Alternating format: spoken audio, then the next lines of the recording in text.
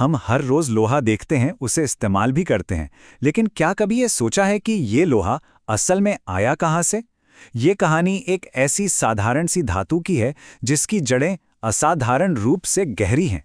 चलिए मिलकर पता लगाते हैं इस आसमानी धातु का राज।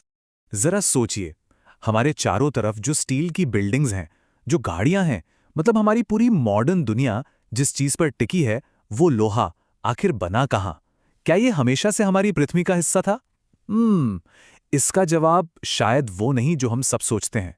जी हाँ, हैरानी की बात है, लेकिन कुरान के मुताबिक लोहा पृथ्वी पर बना ही नहीं था, और ये दावा आज से लगभग 1400 साल पहले किया गया था। एक ऐसा वक्त जब ब्रह्मांड कैसे काम करता है, इसे समझने के लिए कोई आज जैसी साइंस या टेक्नोलॉजी मौजूद नहीं थी। अब जो बात वाकई में बहुत दिलचस्प है, वो है इन दोनों बातों के बीच का टाइम गैप। एक तरफ है 7वीं सदी की एक किताब और दूसरी तरफ है 20वीं सदी का साइंटिफिक सिद्धांत। दोनों के बीच 1300 साल का फासला है, और यही इस पूरे मामले को और भी ज्यादा रहस्यमयी बना देता है।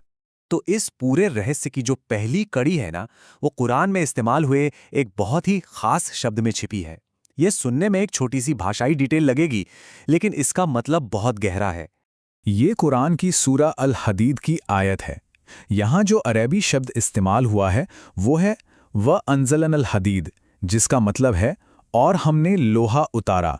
अब ध्यान देने वाली बात यह है कि यहाँ बनाया शब्द का इस्तेमाल नहीं हुआ, बल्कि उतारा शब्द का इस्तेमाल हुआ है, और यही बात इसे इतना खास बना देती है।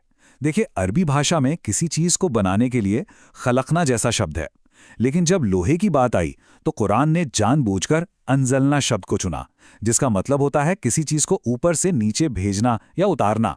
तो सवाल यही उठता है कि ऐसा क्यों? अगर लोहा बाकी चीज़ों की तरह ज़मीन पर ही बना था, तो फिर ये उतारने वाली बात क्यों कही गई?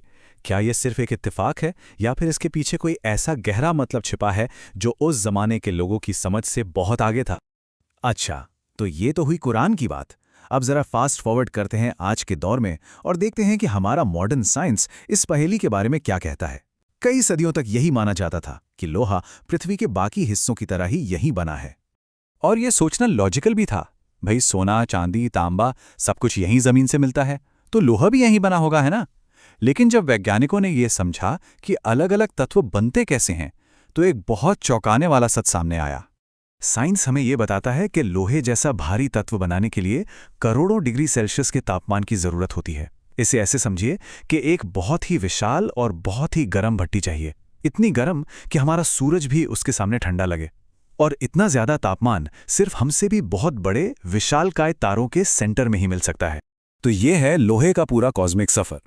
ये बड़े बड़े तारों के अंदर बना, फिर एक जबरदस्त धमाके यानी सुपरनोवा से पूरे स्पेस में बिखर गया, और फिर उल्कापिंडों मतलब मीटियोराइट्स के रूप में अरबों साल पहले हमारी पृथ्वी पर आकर गिरा। यानी लोहा सचमुच आसमान से ही जमीन पर आया था। तो अब हमारे पास दो अलग अलग कहानियां हैं, एक 7वीं सदी की किताब से और दूसरी 20वीं सदी के साइंस से। चलिए अब इन दोनों को आमने सामने रखकर देखते हैं कि क्या मिलता है। यहां समानता बिल्कुल साफ है। एक तरफ कुरान कह रहा है कि लोहा उतारा गया, और दूसरी तरफ साइंस कह रहा है कि वो अंतरिक्ष से आया। दोनों का मतलब एक ही है, लोहा धरती पर बना नहीं बल्कि बाहर से भेजा गया है।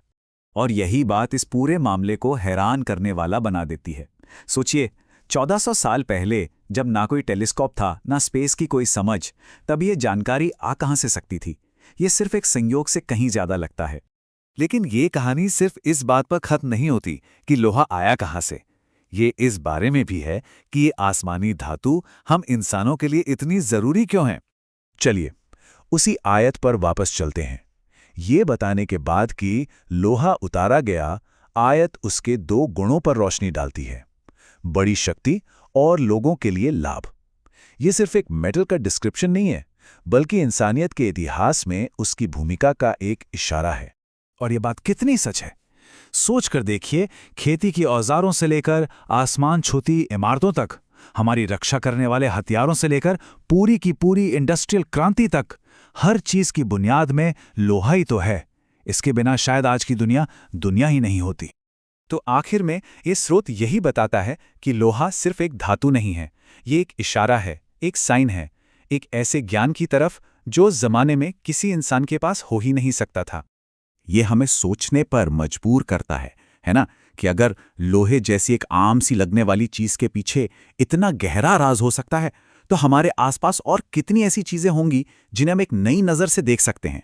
शायद सबसे गहरे जवाब हमारी नजरों के ठीक सामने ही छिपे हों।